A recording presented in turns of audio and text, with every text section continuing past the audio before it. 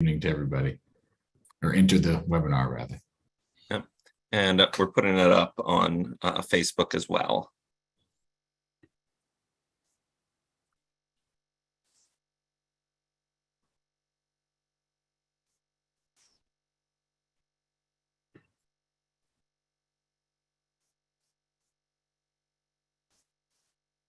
Okay. Good evening, everybody. I think we have a critical mass here, so we'll get started at 6:07 on Wednesday, July 6th.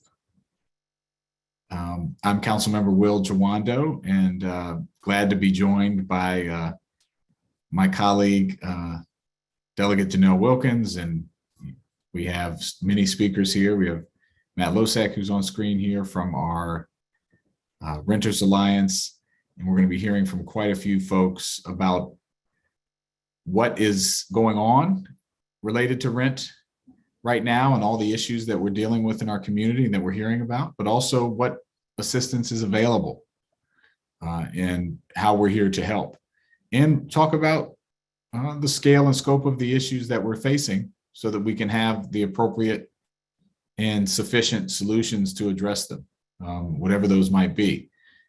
And so we're going to, I'm going to open us up here and just talk about the context and why we're here.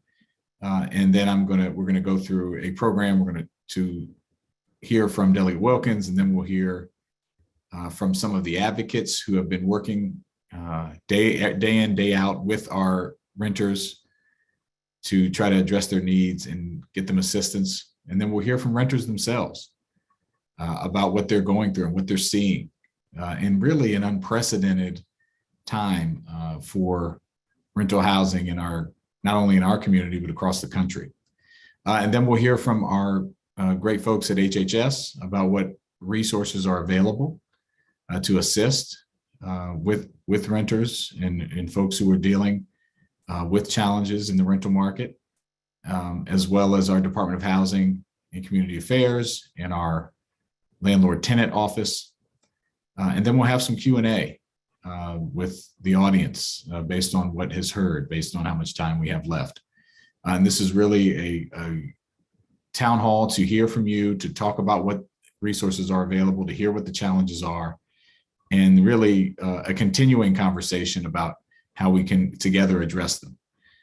One of the things that I know, both personally and professionally, and personally, having grown up in this county, in the Long Branch community as a low-income renter, I know how fragile and how important housing is to every facet of one's life. I remember not being in safe and habitable housing and dealing with issues and dealing with broken locks and dealing with heat and air conditioning not starting when it was supposed to, and dealing with unsafe conditions. And I've also known what it is to be safely housed and to feel secure and to go to a school in a neighborhood where I'm supported and where my family is safe, all those things, and where we can afford the rent. All those things are part of the experience that everyone should be in our community entitled to a safe, habitable, affordable home. And we are unfortunately not there. And we have a lot of work to do. I've also been working really hard from a policy perspective on the council to make sure that we are protecting renters. We're upwards nearing 40% of our population of our 1.1 million residents rent. That's a lot of people. It's a changing demographic. It's much more common.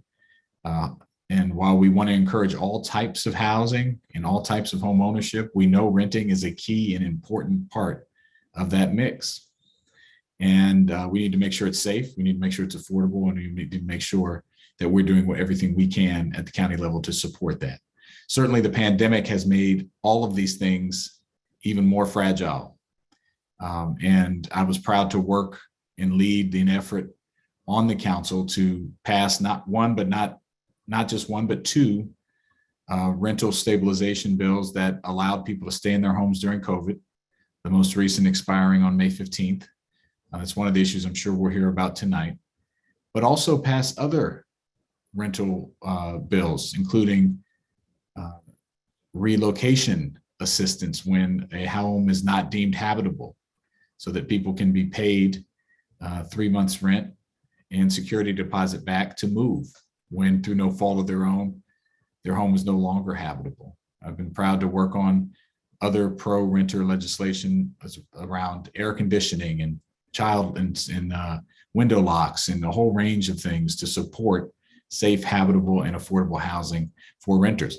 And I've been proud to serve on this council where we've prioritized rental assistance, which you'll hear about later, from our DHCA and HHS partners. So there's a lot to talk about. I wanted to frame up why this is so important to me personally and professionally, and thank Delegate Wilkins for partnering with me to host and bring together all these great resources. And with that, I would turn it over to her to share her remarks as well. Delegate. Thank you so much, Councilmember Jawando. Wonderful to be here with everyone. I really just want to thank you for your leadership around renters' rights issues and various protections that you have championed.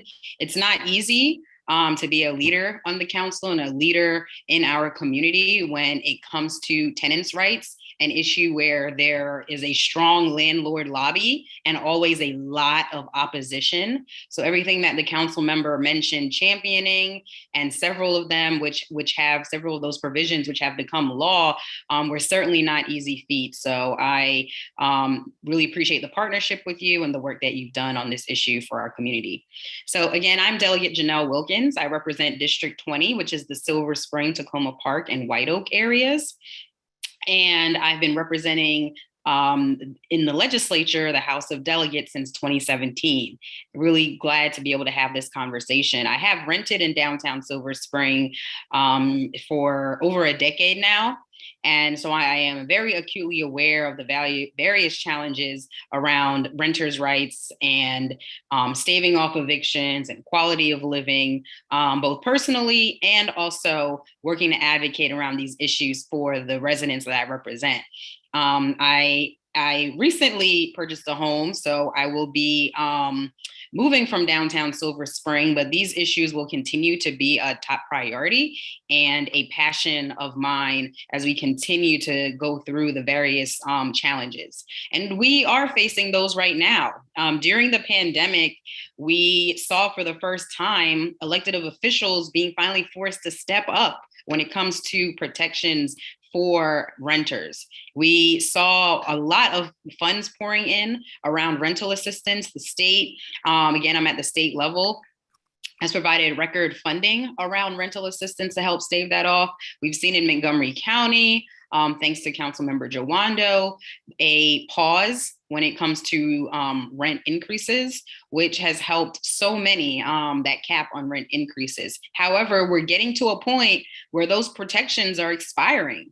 And that's why this conversation right now in this moment is so important, that we all are aware of our rights, because rights that we had just a couple months ago are no longer the law of the land in Montgomery County and the state. So we want to be aware of what our rights are, what the opportunities are, what the resources are, and that's the need for this conversation. Very quickly, I just want to say what a very long way we have come when it comes to renters' rights issues, and how important it is for us to keep up the pressure.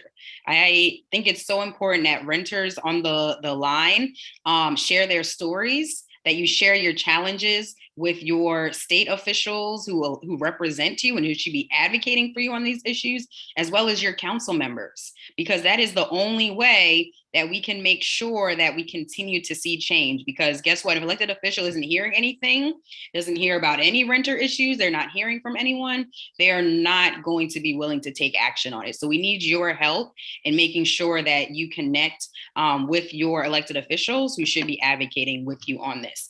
because of advocacy and the momentum built by renters like you, we have seen policy changes and policy shifts, such as the access to counsel legislation that passed, where very soon renters will have the opportunity to have counsel when they face evictions. And we recently funded that as well, which is absolutely critical. We, as I mentioned, have been pushing out as much as possible rental assistance to help support people.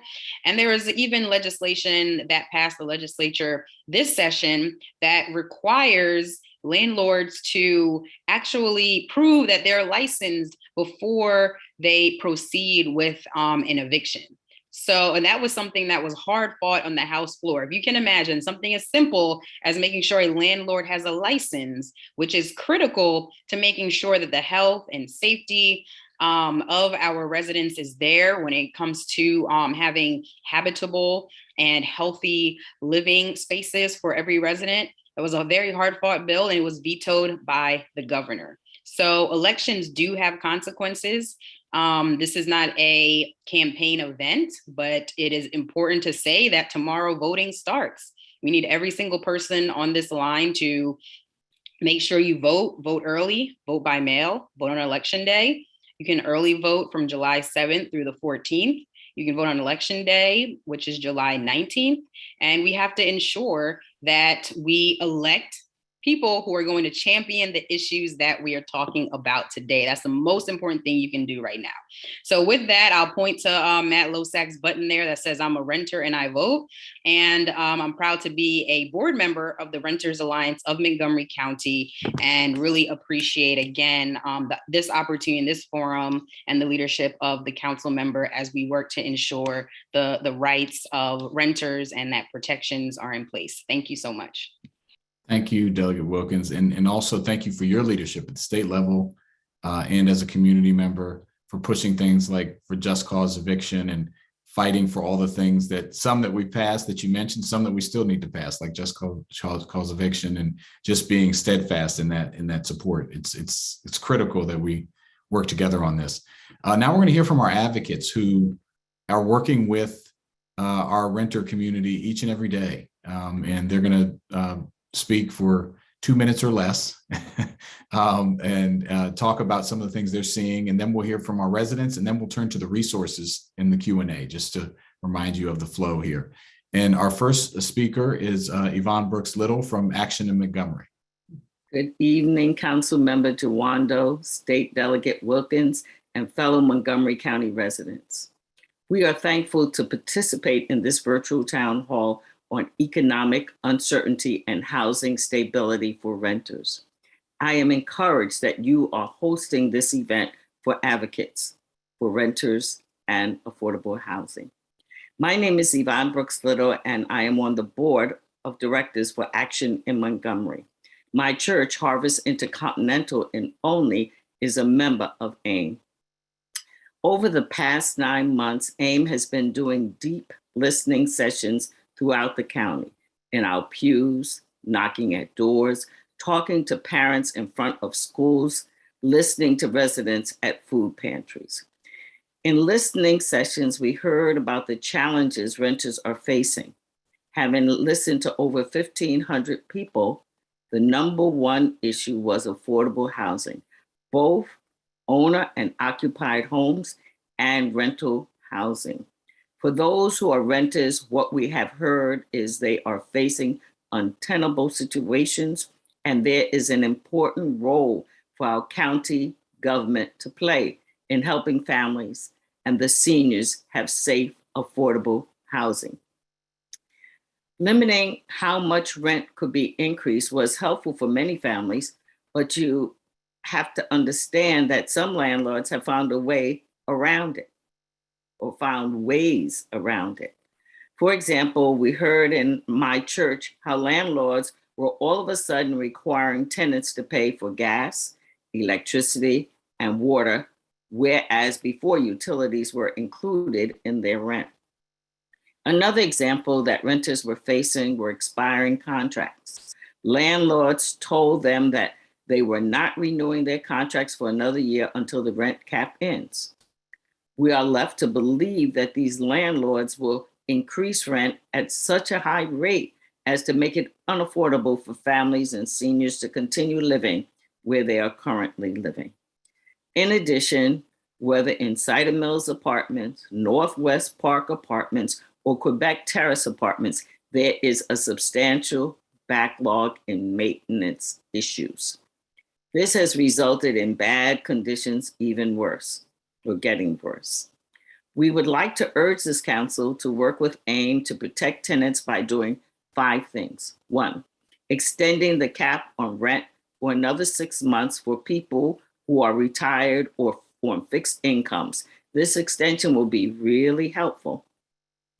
Number 2, requiring and implementing housing inspections every 1 to 3 years. 3, hiring inspectors bilingual in Spanish and other languages.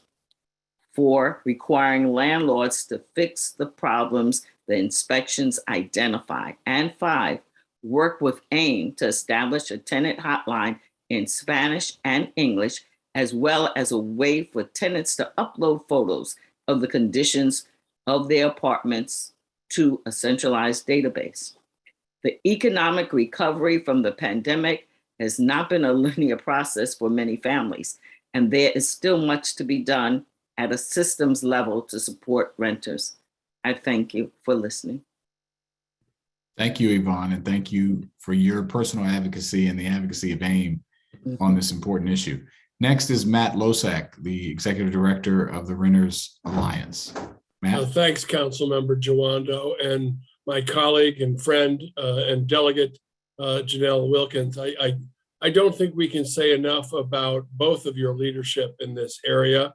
I think Janelle, or maybe it was Councilmember Jawando, mentioned it, but this is you're facing a heavy wind for a long time.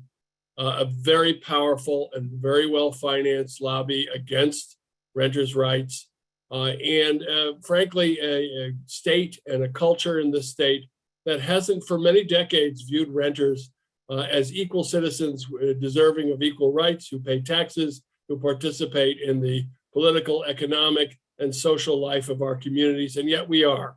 And as Councilmember Jawando just pointed out, we're nearly 40% of the county and growing. We are facing some serious problems right now. Councilmember Jawando understands it, but we need the rest of the council to understand it as well. County Executive Elrich understands it. We are seeing double-digit rent increases by scores of Montgomery County renters, and it represents a tip of the iceberg. In the last few weeks, the Renters Alliance has seen rent increases between 10 and 53%. The Office of Landlord and Tenant Affairs, I know Nicole Catravanos is with us, but she can report from what we've heard that they have received over 50 complaints of significant excessive rent increases by irresponsible landlords who are taking advantage of the market and not balancing their responsibility to keep up with profits and keep up with reasonable increases, but also balance that with keeping people stable in quality, affordable homes. So, we're deeply concerned. We are afraid that we're going to see the forced migration of working families and low-income families in Montgomery County and beyond. We don't know where they're going to go. We don't know what the impact of this is going to be, but it's not going to be good. And we have to start considering what the cost of not doing something is going to look like, both financially and socially for Montgomery County. The Renters Alliance is the first and only regional nonprofit dedicated exclusively to renter outreach, education, organizing, and advocacy. We work very closely with the county, and we also work with our partners statewide. We're the leading co-founder of Renters United Maryland, along with some of our partners that are here on this call, Jews United for Justice and CASA. And we are working statewide with Delegate Wilkins and Delegate Vaughn Stewart and Senator Will Smith and many others across the state to protect renters and advance renters' rights in Annapolis. I cannot underscore something that Delegate Wilkins said that is so important. And I'm wearing my button, and we've got them if you want them. You can let us know. But if you don't vote, the renter voice is silent. You have to choose a candidate that understands our issues, and you have to understand who supports and who does not support. The Renters Alliance doesn't endorse any candidate or party, but we do absolutely support those programs, those legislative initiatives that advance and protect renters' rights and protect and preserve affordable housing. So thank you, Councilmember Jawando, for your leadership, steadfast well before this crisis happened, well before there was this kind of attention, but from the beginning, because we know that you knew it was right. Thank you. Thank you. Thank you, Matt. I really appreciate your leadership. Next is Jeffrey Gilliam from CASA.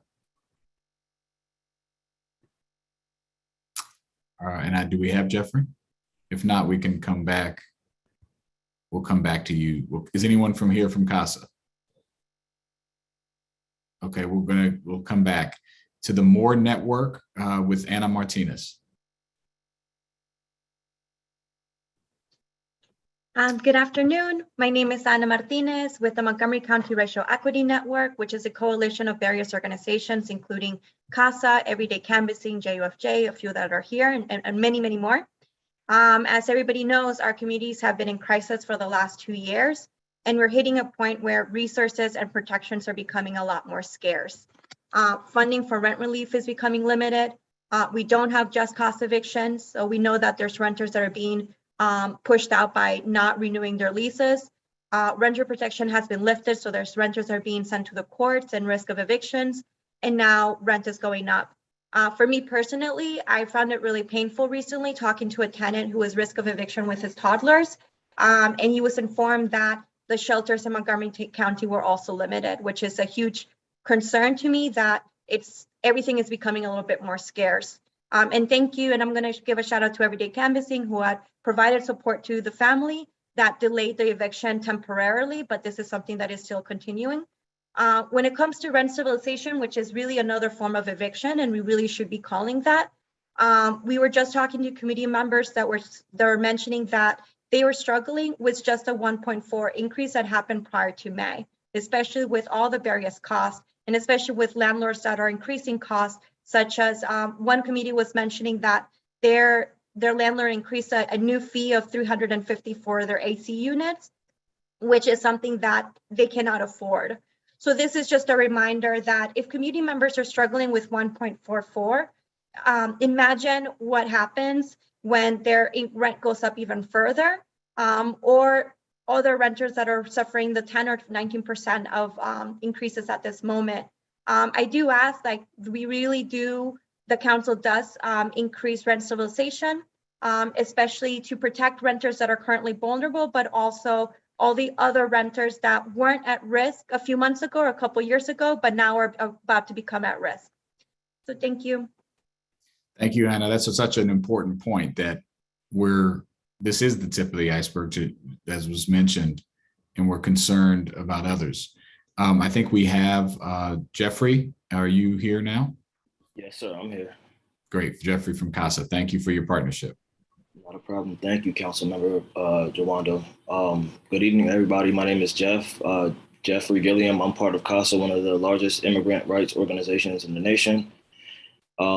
In the past year, we have helped to organize thousands of tenants across the county. In addition, our team has established dozens of tenant associations, have led housing clinics, have empowered the community to take action against bad housing conditions, rent gouging, and illegal landlord activities.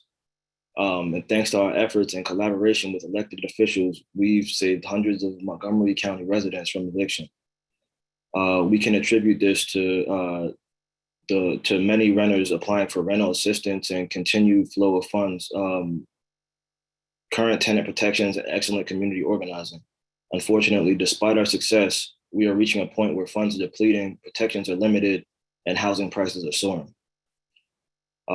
If we want to keep Montgomery County residents housed, we must continue to advocate and fight for the programs and policies that assist and protect our most vulnerable communities in need. Such policies and programs such as more funds for rental assistance, just cause evictions, extensions of rent stabilization, funding for legal representation, preservation of affordable housing, strengthening tenant protections, and exploring solutions like social housing. Thank you. Thank you so much, Jeff, and thank you for all of you and CASA's work on this important issue. And last but not least, from our advocates, Laura Wallace from Jews United for Justice. Hi, my name is Laura Wallace. I use she, her pronouns, and I'm the Montgomery County Director for Jews United for Justice, or JUFJ. JUFJ organizes the Jewish community and our allies to work with our partners, many of whom are on this call, to make meaningful local change to advance racial, social, and economic justice. We're so grateful to Councilmember Jawando and for Delegate Wilkins for continuing to champion meaningful protections for renters at the local and the state level. So this week in our annual cycle of reading Jewish sacred texts, we read that Moses disobeyed God, and God punishes Moses by not letting him enter the promised land with the rest of the Jewish people. I think it's an incredibly powerful statement that when God wanted to punish Moses, he did so by preventing him from entering the promised land, where the people had been promised they would at long last have safe and stable housing.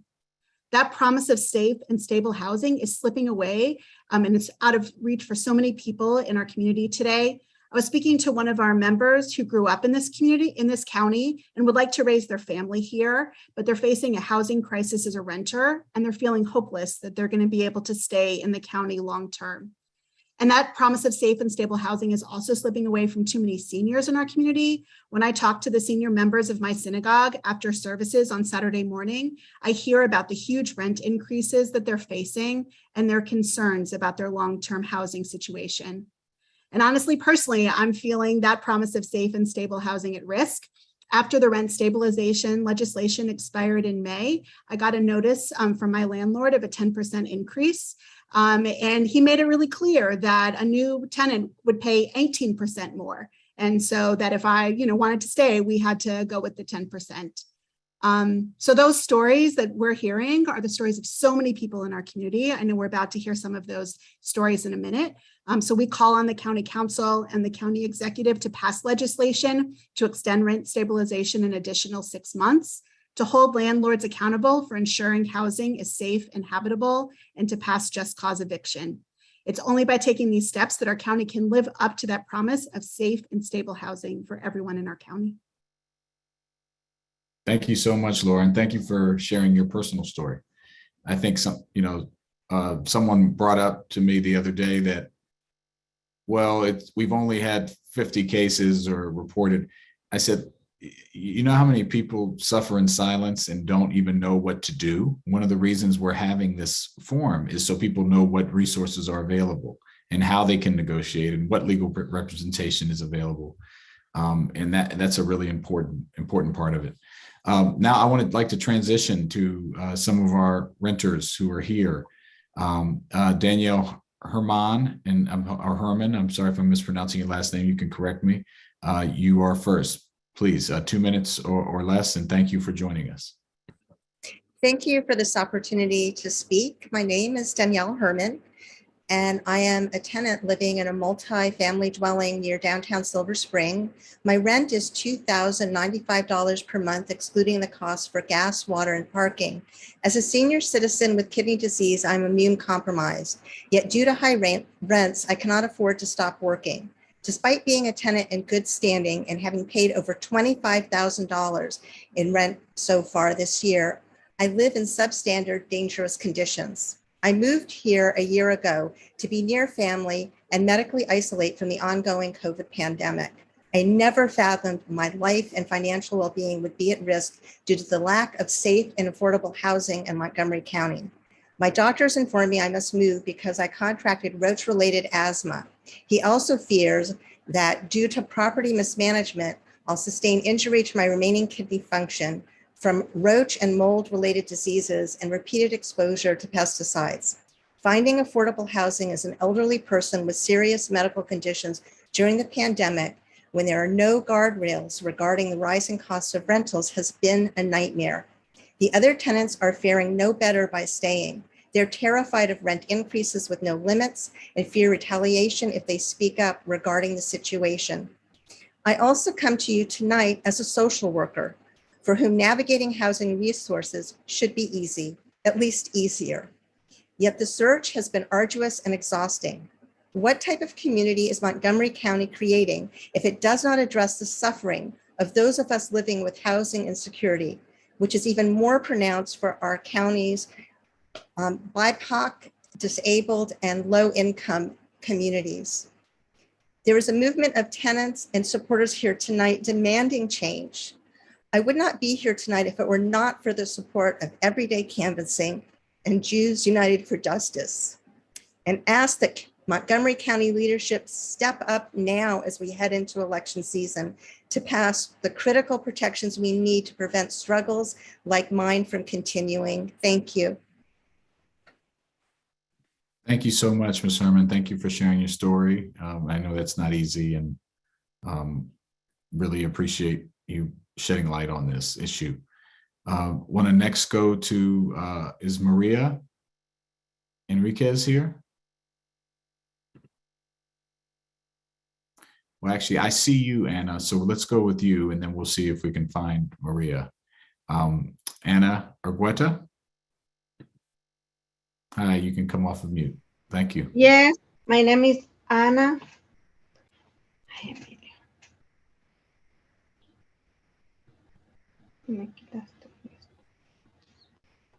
Buenas noches, soy Ana Argueta. Tengo 16 años de vivir en la propiedad de Northwest para Apartment. ¿Me escucha? You listen? Yes, we listen. Do we have translation? Hold on one second, Anna. Is someone on that can translate? I thought we did. Let me just make sure that but you can certainly speak in Spanish. Okay, we're going to put it on the screen. Okay, perfect. Even better. Go ahead, Anna. Oh, muy buenas noches. Soy Ana Argueta. Tengo 16 años de vivir en Northwest para Apartment y soy miembro de Acción en Montgomery.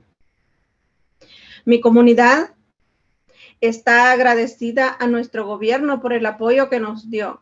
La asistencia llegó en un momento en que muchos de nosotros queríamos trabajar, pero no podíamos porque nuestros lugares de trabajo habían cerrado. Hay algunas cosas que quisiéramos que por favor entendieran.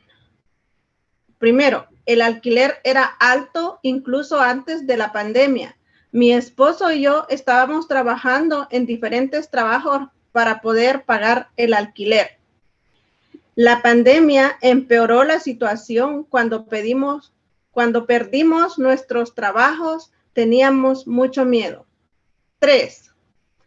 Si bien la asistencia de alquiler fue útil, no cubrió todos nuestros gastos. Muchos propietarios nos alentaron a pagar el alquiler con nuestras tarjetas de crédito. Como resultado, muchos de nosotros todavía estamos endeudados pagando tasas de intereses altos. Muchas familias tuvieron que declararse en quiebra. 5. Muchos de nosotros todavía estamos perdiendo días de trabajo para presentarnos a las cortes cada mes. Muchos de nosotros todavía estamos en una situación precaria. Fui a renovar mi contrato de arrendamiento porque me tocó renovarlo en mayo, pero la oficina me negó la renovación diciendo que mi contrato va a renovar en septiembre, porque en septiembre tengo que firmar el aumento. O sea, ellos están obligándonos a firmar el contrato cuando los propietarios tienen la posibilidad de aumentar la renta en septiembre. Delegado Wilkins, me gustaría que analice el uso de tarjetas de crédito de alto interés para pagar el alquiler y cómo aprovechan de los inquilinos, y que analicen el aumento de la renta en el condado de Montgomery también. Concejal Joando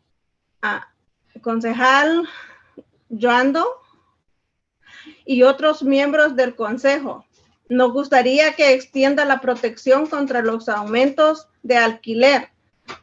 También quiero que tome medidas para proteger a los inquilinos al exigir las inspecciones de vivienda cada año, contratación de inspectores bilingües, exigir a los propietarios que solucionen los problemas identificados por las inspecciones y trabajar con IM para establecer una línea directa para inquilinos en español y en inglés, así como una base de datos donde los inquilinos puedan subir fotos y quejas. Gracias. Muchísimas gracias, Ana. We appreciate you testifying and thank you for aim for and help with the translation. Next, we're going to hear from Rose Sherman. Yes. Hi, everybody. How are you guys doing? Good. Thank you, Rose. First of all, I'm grateful for the platform right now to be able to share my experience with what I've been going through. My name is Rose Sherman. I'm a single mother of 6 children. Due to the rent increase in Montgomery County, I had to move in a 1-bedroom with my 6 kids because I cannot afford 3-bedroom or 2-bedroom for I and my kids. So I was in 1-bedroom. The apartment complex found out that 1 bedroom is not enough for me and my children. So they asked me to leave sometime last year, April, and my lease was ending this year, April. So, and they offered me a 1-bedroom, a 3-bedroom apartment, and I couldn't afford it. 3-bedroom apartment is $2,400 for the 3-bedroom, so I couldn't afford it. They asked me to leave. And right now, due to the increase in Montgomery County for apartment, I cannot afford. Right now, I'm currently living with a family member. I'm sorry. It's okay. Take your time, Rose. I'm currently living with a family member that assists me and my children. And my son have autism due to the noise problem, and it's hard. So they're asking me to leave, and right now I cannot afford the 2 or 3-bedroom apartment because I'm currently home with my child, helping him with therapy and stuff. So I cannot afford 2-bedroom, 3-bedroom apartment right now. So I appreciate if you guys can help with everybody have said the rent increases it's not helping like some of us who are single parents. So if you guys can please work on that to help single parents and other people, citizens, I will appreciate it. Thank you so much. Thank you, Rose. And we'll make sure we follow up and specifically to see how we can help you in your current situation. But thank you for sharing your story and for joining tonight. I know I can only imagine how difficult this is for you, right, in your family. All right, thank you. You're welcome. Next, we're going to hear from Maddie Najee. Good evening, everyone, and thank you, Councilmember Will Jawando, Delegate Janelle Wilkins, for facilitating this space so we can share our stories as renters. I'm going to yield my time actually to a renter that Everyday Campusing has been working with, a former renter, Fatima, so she can share her story. Hello, my name is Fatima. I'm from the Silver Spring area, specifically the Briggs Training Castle Boulevard area. I've been a Montgomery County resident for 10 plus years. Montgomery County has been where I've gained my education since the 8th grade and graduated, in my opinion, from the best high school, Paint Branch High School. I had recently had to leave my home just due to safety reasons. I'm now homeless and in one of Montgomery County's shelters, and that's Progress Place in downtown Silver Spring. It's been a struggle finding an apartment, especially for one person, myself, as well as finding rooms that's affordable and in my price range. Specifically, still in my area, I've been told to move out of the area just due to, Montgomery County's rent increase, as well as just the cost in general. I myself, before moving out from my apartment, was paying rent with 2 other people, which was affordable, but just due to everything that's been happening, I'm not able to afford an apartment for myself. And even though I am granted a first-time rescue homeless grant, which only access me to $5,000, it's just not enough for, let's say, 3 months, just due to the basic of putting a deposit down, as well as making 2 or 3 times as much as what rent is costing. And yeah, that's all I'm gonna say. Fatima, thank you so much for sharing your story. I'm glad that you're at Progress Place, that you have someplace right now, but we certainly want to make sure you can transition into your own housing very soon. So we'll be following up with you as well. We're trying to get Senora Maria on. I don't think she's been elevated yet to a panelist. So we're going to move to the next section, but if we get you on, Senora, we will come back to you so you can share your story as our last Maria Enriquez to share your story as a renter. Now we're going to transition to, first, let me just say again, thank you all for sharing your stories. Yeah, I think it's so important. I get so frustrated when people act like these problems aren't there. And you all made it very clear that there's a wide diversity of housing insecurity issues that we're facing. And we're working really hard to solve them. But making rent safe and affordable is a big part of that. I want to transition to our Amanda Harris, who leads our Department of Health and Human Services Office to End and Prevent Homelessness, and who does a great job to talk about with her team for 5 minutes or so some of the resources that are available and how you can avail yourself of them if you find yourself in need in a housing insecure situation. So Ms. Harris, if you're here, I think I saw you.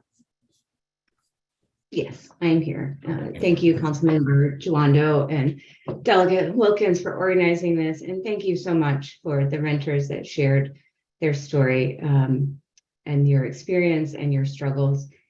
And I feel like I am in a not so great position to go right after you to talk about the resources that we do have available. We certainly have some, but it is not enough. And services to end and prevent homelessness, we really are the program of last resort. So I think of ourselves as the emergency room of housing issues. We are not the primary care. We would love to move our work further upstream and be able to provide more prevention services, more ongoing subsidies, but unfortunately, we are limited in what resources are available to us right now. And I also just want to echo the sentiments about just cause eviction. What we are seeing pretty frequently, even with folks that are in our housing programs, that landlords are not renewing the lease, or we're seeing a lot of expiring contracts, which is leading to a significant bottleneck, because not only now we have to find housing for the people currently experiencing homelessness, but we're also having to find new housing for people that were already housed. And I heard Ms. Martinez mentioned that the shelter capacity is limited right now, and that is true. We do have the ability to, we have some overflow hotel space. So especially with families with children, if you are being turned away, I will put my contact information there. Please reach out to me, because we shouldn't be turning any families away from emergency shelter. I will also say about that, we did increase our shelter capacity for single adults by 250 beds this year. So we used to only have 140 beds that we operated year round. And then during the cold months, it would expand to about 300. So we have increased the beds, but it's still, unfortunately, not enough because of the bottleneck and because we just are seeing more people in dire straits and needing our services. So that's that. I do have a slide deck. I don't know, Seamus, if you could pull that up just to talk about our housing stabilization services. If not, I can talk about it and I can make sure you get. Pull that up. Hold on 1 second. Seamus, are you there? Do you have Yeah, I don't have it in front of me, but you should be able to share it yourself if you have it. Sure, I can do that. Give me 1 second. Good. So our housing stabilization services, so it's not rent stabilization, it's housing stabilization, but we have our eviction prevention grants. So the rent relief, that includes the COVID rent relief, but also we provided eviction prevention services prior to the pandemic and will continue to do so even after the federal resources are gone and have dried up. We also provide utility disconnect restoration. So if you have a disconnect notice, we can cover your arrears, your utility arrears. We also provide burial assistance, which isn't quite a housing related issue, but it is a valuable service. We can provide assistance with funeral costs, et cetera. We can provide moving and storage if you are facing an eviction. And then if you are evicted and you need to relocate, we can provide security deposit and first month's rent. To be eligible for those services, so your income needs to be below 60% AMI. And Matt Losak is going to be irritated with me that I don't know what 60% AMI is off the top of my head, but I will make sure we put that in the chat, what that means for an annual income. You also must have a court judgment, a writ, or a red and white. So those notices that the sheriff's office puts on your door, that means you are at imminent risk of eviction. It could happen any day. And so we can assist. We can assist then, or if you have you've gone to court or you haven't gone to court and you've received a judgment against you, we can provide assistance. Again, I wish we could help just everyone that was behind in rent, but we have limited resources. You do need to be a resident for at least 6 months. And to be able to access those services, you can call 311 or you can stop by any of our offices. I will put the addresses there, but 8818 Georgia Ave in Silver Spring, 1301 Picard in Rockville, and then the Germantown office, which is on Middlebrook. I don't know the actual numbers, but I will make sure I post those in the chat for you.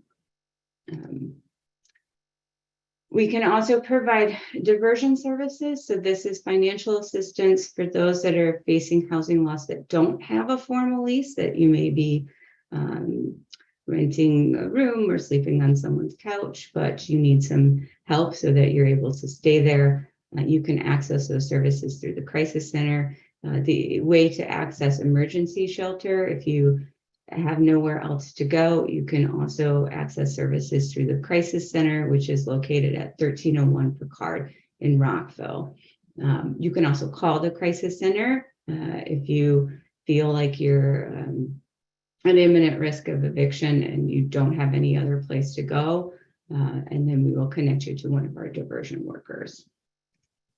And then finally, our utility assistance. So we can provide that through the Office of Home Energy Programs. So we can offer both utility assistance using local funds, and then also we have a state program. So that can provide a credit, an ongoing credit towards your electric and your gas bills. And then we can also cover arrears. And new this year is that there's a water assistance program. Previously, it was only for heat and electricity, but now we are able to offer water assistance, and the grants for that is up to $2,000 on your past due water bills. You can apply online. You can email OHEP at Montgomery County MD to get an application, or you can pick one up at our offices. And that is the basics on that. There's many more things that we can offer, but the best way to access this is, again, to just go through 311 or stop by our offices. Thank you so much, Amanda. Thank you for sharing that and for all the work that your office does. And I think we'll make sure you get linked up if you put your information in the chat or the office, and we'll definitely make sure Rose and the other folks who spoke that need help can connect with you, with your team. Now I'm gonna turn it over. If Delegate Wilkins, are you still here to moderate the Q&A portion, which we'll do for the next 15 to 20 minutes or so? Actually, before that, I forgot the indomitable Rosie McCrae Moody and her team from DHHS. Rosie, are you here? And okay, I see Miss Catravanos are here. Catravanos, excuse me, from our rent landlord tenant office to talk about protections and what's available and what you all do there at DHCA. So I don't know if it's you, Rosie, or if it's you, Nicole. Good evening, Councilmember Jawando. Rosie was unable to attend today, unfortunately. No problem. But thank you for this platform and everyone for making this possible today. It's a very important forum. And my name is Nicole Catravanos. I am the new manager at the Office of Landlord and Tenant Affairs for the Department of Housing and Community Affairs. And as of all of you have stated, we are also acutely aware of the challenges that renters are currently facing with the lack of a rent cap. And as Matt Losek mentioned from the Renters Alliance, we have received approximately 50 or so complaints from tenants regarding their rent increases, and those have varied from everywhere from 4 or 5, 6% increases to up to more than 50%. And I recently was in contact with somebody from the city of Rockville, and they have also received about 134 emails and telephone calls regarding excessive rent increases. So we will be working, and we are working with everybody in the community, including Renters Alliance, CASA, LADC, the city of Rockville, the city of Gaithersburg, and so forth, to try to assist tenants during this time. Before I specifically talk about how our office is addressing the issues of rent increase, for those who aren't aware of our office, our services, and our processes, I'd like to first summarize what it is the Office of Landlord Tenant Affairs does. And basically, we are a team of 6 investigators at this moment, and we provide assistance to both landlords and tenants. The investigators serve as a neutral party.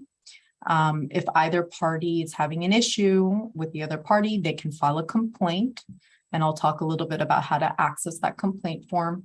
It gets assigned to an investigator, and then the investigator, as a third neutral party, will investigate the case. They'll fact find, they'll talk to both parties, they'll try to mediate the issue. They have the ability to offer a number of conciliation meetings, and they can also issue what's called a determination letter, which is when they come to a decision. Or if there is a legal dispute where a decision can't be made or the facts aren't very clear, it can then be referred to the Commission on Landlord and Tenant Affairs. And this commission is a quasi-judicial body. And if they decide to take the case, the complaint, then a hearing is held. And at that hearing, parties can come represented or not represented. They can provide their evidence. They can provide witnesses and testimonies. And the commission will make a final decision. And that final decision has the same weight as if you were taking this case in district court. And it can also be appealed just the way a district court decision can be appealed. And the commission is a great alternative to going to district court. It's tends to be friendly. The rules of evidence aren't as strict. It's a more informal environment, which can be more comfortable for individuals who don't have legal representation or can't afford one. And there's no fees. There's no court fees involved as well. So that's just a bit of a summary of what we do. With respect to the rent increase cases, we are encouraging everyone to contact our office via 311 and asking for the Office of Landlord Tenant Affairs. If you have what you consider to be an excessive rent increase, give us a call, or you can email us, and I will put the email in the chat. That's Olta, OLTA .intake@montgomerycounty.gov. And we ask that when you email us regarding your excessive rent increase, that you attach any notice you may have received. What can we do with that information? It's minimal, but it's still a service that we are providing at this moment. Is one, we can review the notice to make sure that it's not faulty. A notice regarding rent increase has certain legal requirements. It needs to be 90 days. There has to be some terminology in there. there has to be the percentage increase, the current rent, the future rent, etc.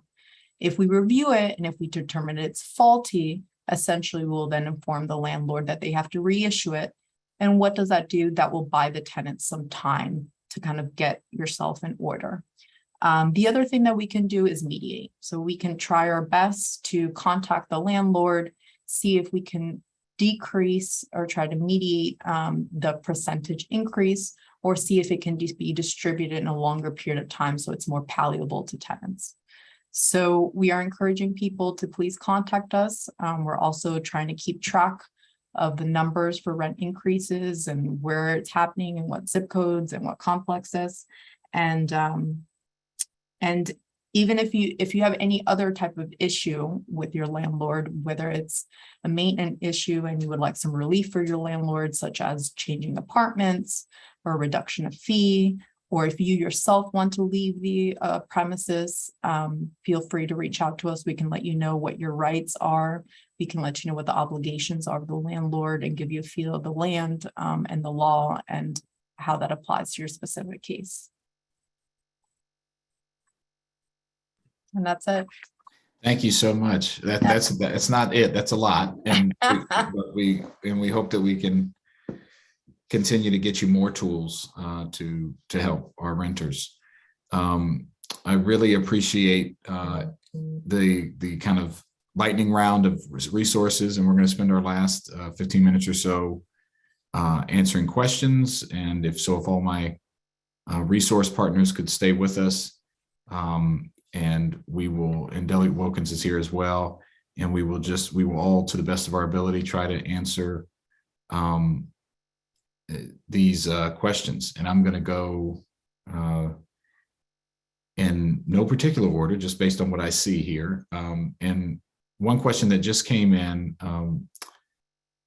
for you, Nicole, I think might be best to answer, because I actually, for the first time, am hearing about the city of Rockville increases that you just talked about.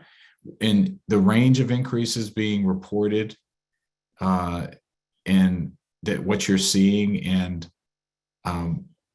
based on either what you've received or what you've heard from Rockville, what was the range again? And then others can chime in on this as well, but that was an ask. And is there a place where that data can be found? Sure. That's something that we get a lot. And I personally, like a council member, I have residents that send me in letters and specific increase letters and notices, but is there an aggregate place where this can be found, or is it just based on your reporting and if what people call in and report? And if so, what do you see? So I can't speak for the city of Rockville. I literally just received an email today, and I haven't had a moment to speak with them regarding the details of the inquiries and complaints that they received. As far as our office, first, it's important to reiterate that this is just a sample. Sure. It's just based on tenants who've reached out to us, who've heard about our services via our community partners. And not all the complaints have been researched yet. So it's just based on the information that we've received from tenants. Some tenants have provided us the notice of increase of rent. So we have that to back up. And it's just an internal document at this moment with the data that we have, just because we haven't had any time to validate the information. But as I mentioned, it does range. The average of the 50 complaints we received is about 20-something% increase. Right. And okay, thank you. And just so people understand the significance of that, we received one in our office where someone was paying $2,000 a month and got a 20% increase, which means it's now $2,400 a month. Just to give context, which is a lot of money. Did anyone else want to answer that question before we move to another one? Okay. I think we have a sense of that there's a large range. The next, and the people have asked, is this recording going to be provided? Absolutely, it'll be available on my YouTube page and on the partners pages and on our Facebook page, Councilmember Jawando's Facebook page as well. And we'll make sure we send it out, as well as any links that were put in the chat for assistance. We'll send those out to everyone who was a part of the meeting tonight. Delegate Wilkins, do you have a question that you have access to? Yes, I saw a question about leases containing language or provisions that contradict state law. State law absolutely is in play in Montgomery County and would trump something in a lease that says that they don't have to give any notice. Oh, no notice for a non-renewal. They absolutely do need to give notice. And I think that that sounds like something that should be a complaint to DHCA. And maybe Nicole can chime in there. But if your lease says they're not obligated to give any notice, that's definitely not the case. Absolutely, Delegate Wilkins. Essentially, that's an unlawful lease. So the law does trump. I recommend to please send us an email, attach a copy of your lease, and we can send you a copy of the complaint so you can fill that out and we can assign it to an investigator and move from there. Nicole, if I may, Councilmember Joanna, just Please interject something. Nicole, it's always helpful in these meetings, we find, if you would just remind everybody about what's required to evict somebody. People often think that all they have to do is get this notice for a couple of days and they're out. That's not the way an eviction works. And there is a judicial process. And since you're a lawyer and our newest shining star in the renters' rights world and enforcement world, if you just give a quick run through, I think it'll be helpful. Sure. Thank you, Matt. Absolutely. So as Matt said, a notice from your landlord is not the equivalent of an eviction notice. It's merely stating that that's their position and that they want you to leave by a certain date. In order to legally get evicted and for legal eviction to occur, you need a judgment from the court, from the district court, which means that the landlord needs to file a complaint against you, whether it's for a failure to pay rent or whether it's for a breach of lease or whether it's for a tenant holding over. It could be a number of legal reasons. There needs to be a hearing date held, which you should attend. Then if there's a judgment entered against you as a tenant, the landlord then has to file more paperwork, what's called a warrant of restitution, which then goes to the sheriff's office. The sheriff's office will then post what's called a red and white on your door to let you know that you will be evicted shortly. And once you have that date, at that point, a legal eviction can occur and the locks can be changed. And in failure to pay rent actions, all tenants have up until the date of eviction to pay to stay. So I highly encourage that you contact us. The District Court Help Center also has attorneys that can help anybody who has a legal case pending. There are free attorneys on the second floor of the Rockville District Court that can help you understand the paperwork that you received to court, that can help you obtain legal counsel. I think we just lost Danielle for a second, but she was talking about the legal aid available at the Rockville Courthouse, which we have continued to fund as well. Oh, there you are. You're back. Sorry about that. You got frozen slightly. And also, Nicole, if I could add that if a landlord tries to evict you, him or herself, changes your locks, comes into your house without a sheriff and court order, that they are committing a crime, and that we urge you to call the police if that's happening. But hopefully well before that happens, contact the Renters Alliance at info@rentersalliance.org. Call the county at 311 and ask to speak to the Office of Landlord and Tenant Affairs. And our other partners, CASA, Jews United for Justice, LEDC, HIP, we're all here and knowledgeable about what to do in those situations. So feel free to reach out to us as well. And if for any reason your landlord is harassing you or is threatening you, you can also always file a peace order against them. You have the right to do that. Another reason underscoring the legal aid components of this.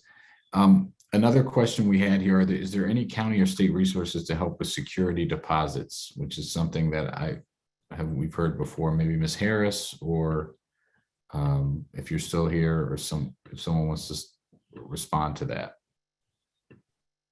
Sure, I can respond from our end. What we can offer at the HHS is that we can provide first month's rent and security deposit if you have, if your eviction cannot be, if we cannot stop the eviction. If you must move, you've come in for eviction prevention, there's no way we can solve it. It's too much. It would be better for us to find you a more affordable unit than we can provide housing, relocation services, moving and storage, and first month's rent and security deposit.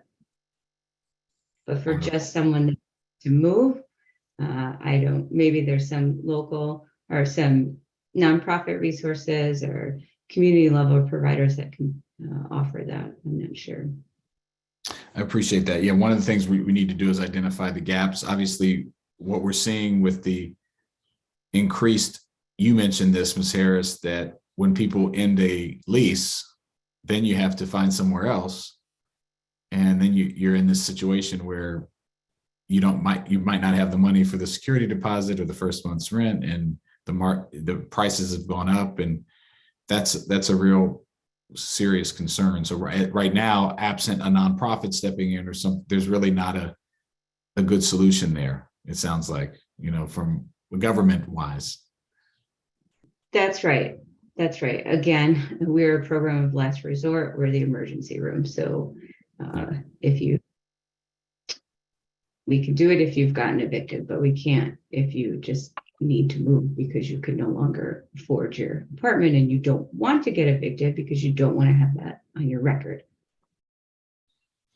Councilmember Joando? Yes.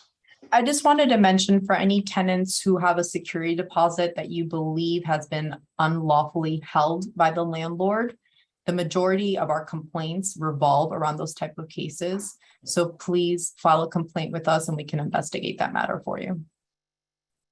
Thank you. That's important.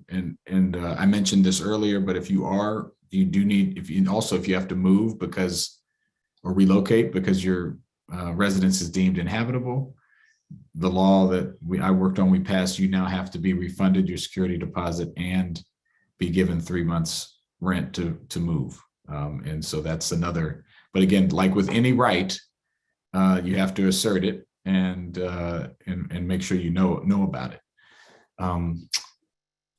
Janelle, do you have another one? I'm scrolling here. Yes, there is a question about what can be done. I think this is probably maybe a two-parter. What can be done for people who are facing eviction that are unable to physically work and suffering from long COVID that still have rent to pay while they wait on disability benefits? All this person has heard is to wait for a court order from everyone before they can get certain help. Additionally, they were told that HOC has emergency vouchers, but when they called HOC, they said there were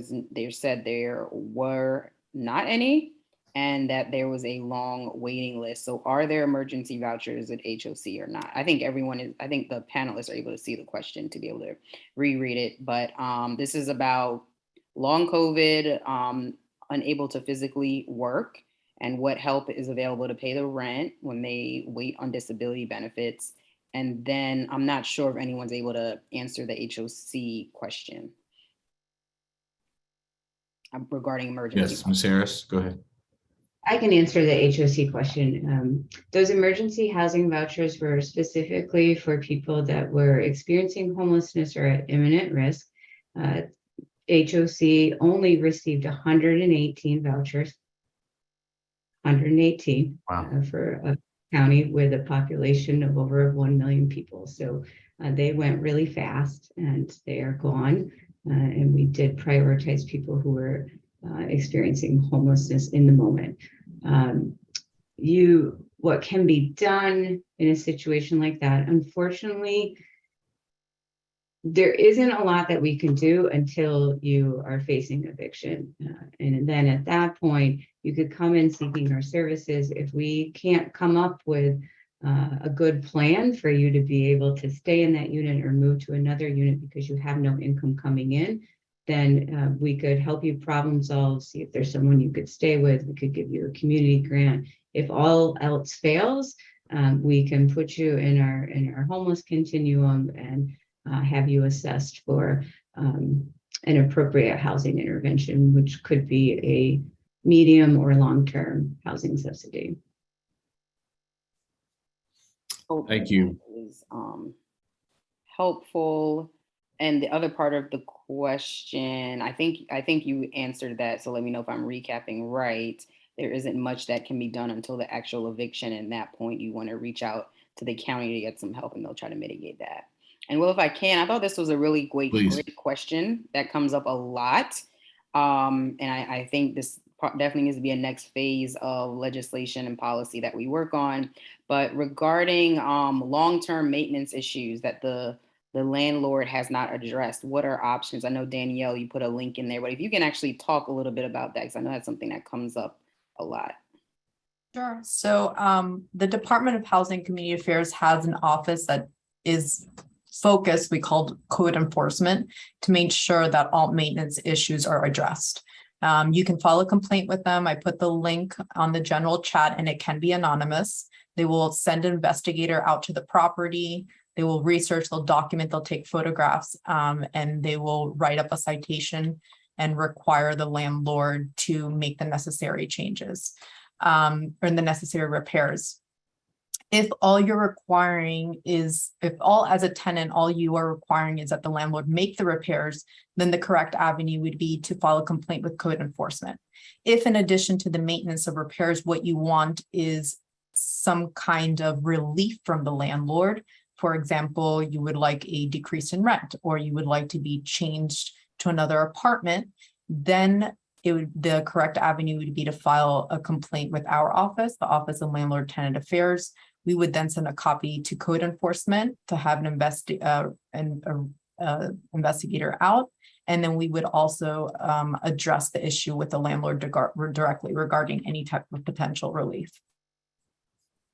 Thank you for mentioning that. And that was something that we prioritized on the council as well, by adding inspector positions so that there can be more inspections, but there's still a need there. But that's something that, as I know, Nicole is quickly finding out, I'm sure.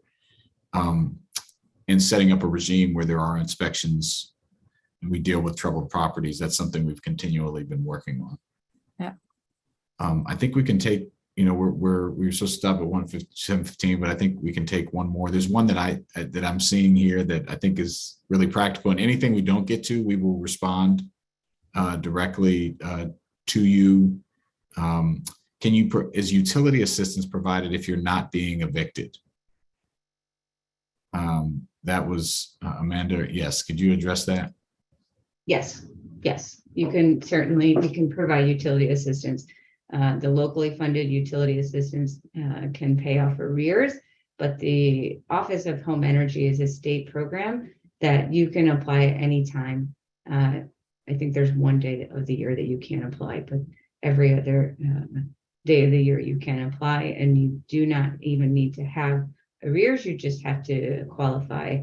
You have to be income qualified, and it is for extremely low income. And if you go to our website, it will tell you the eligibility criteria. And I also know a lot of our utility providers, even before you get to that point, will also, and we've encouraged them to work with you and to set up payment plans and to reduce the amount owed, whether it's Pepco or gas or water. Most important thing is that you get in touch. I want to thank all of our participants, all of our renters, all of our partners, certainly my colleague and friend, Delegate Janelle Wilkins, the Renters Alliance and JUFJ and CASA and AIM and more, all of our folks at DHCA and DHHS, my staff.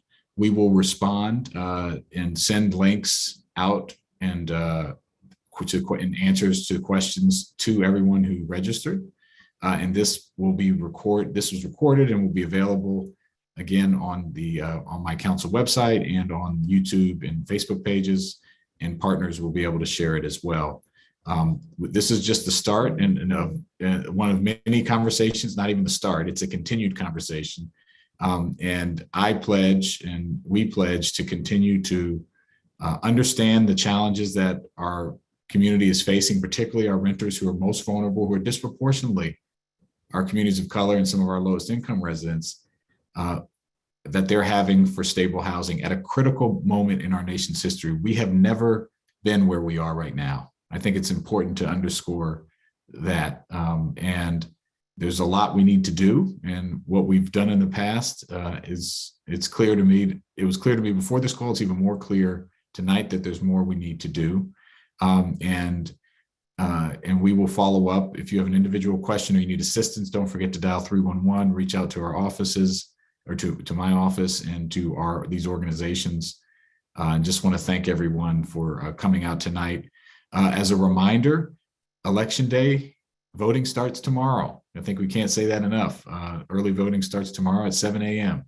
or 8 a.m., excuse me. I think it is 7 a.m. Early tomorrow morning, and goes till the 14th, and then Election Day is Tuesday, July 19th. There will be a bill introduced in the council. This was brought up, so I'm just saying it, on July 12th, to extend by 6 months the rent stabilization that I had previously worked with colleagues to pass. That will be considered, and there'll be a public hearing later in the month. And so that'll be on the council website, but that'll be introduced on July 12th, which is next Tuesday. So thank you, everyone. And we appreciate everyone coming out this evening, and take care, and we'll continue this conversation. Good night. Thank you very much. Bye-bye, everybody. Good night.